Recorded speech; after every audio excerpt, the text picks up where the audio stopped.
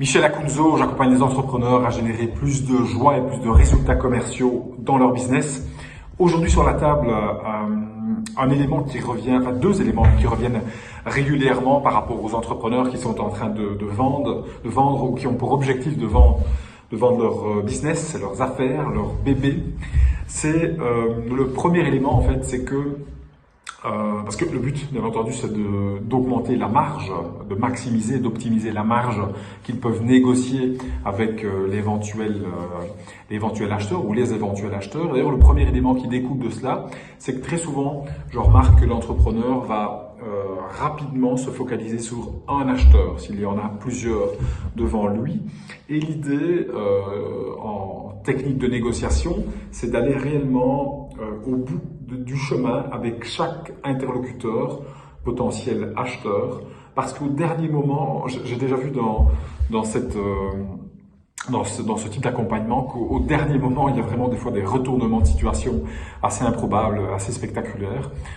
Donc j'aime exprimer cela, j'aime partager cela avec les entrepreneurs que j'accompagne à la revente de leur société. C'est vraiment d'aller au bout du chemin avec chaque interlocuteur, car au dernier moment, il peut y avoir des événements inattendus qui arrivent.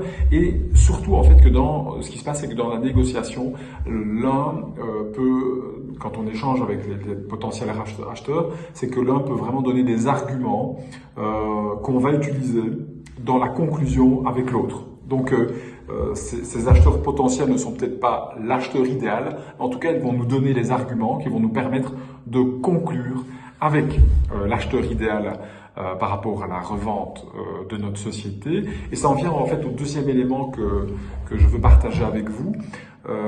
C'est que très souvent, ce que je remarque, c'est qu'au-delà, bien entendu, d'optimiser la marge, de vendre son entreprise au prix le plus élevé, le plus juste, bien entendu, pour chaque partie, ce que je remarque chez ces entrepreneurs, c'est que la notion de sens, en fait, est hyper importante pour eux. Donc, c'est-à-dire, c'est vendre avec de la marge, oui, mais pas à n'importe quel prix, quelque part au niveau du sens. Et très souvent, cette question est importante à mettre dans la balance dans les décisions que l'on prend par rapport à la revente de la société. C'est quel sens je mets en fait à revendre cette société avec tel critère à cet acheteur en particulier plutôt qu'un autre. Car je remarque d'expérience, de manière empirique, que quand on est dans cet axe-là également, avec cette notion de sens et de pérennisation quelque part du bébé qu'on a construit pendant 5, 10 ans, une vie même à un certain moment, le fait de mettre cette notion de sens permet réellement que la transaction se passe avec beaucoup plus de fluidité, avec beaucoup plus de facilité, beaucoup plus de limpidité et quelque part avec des choix d'abondance quand on met ces deux piliers en parallèle plutôt que si on en utilise uniquement l'un ou l'autre. Donc voilà ce que je voulais partager avec vous. Je vous souhaite une excellente journée. À très vite. Bye bye.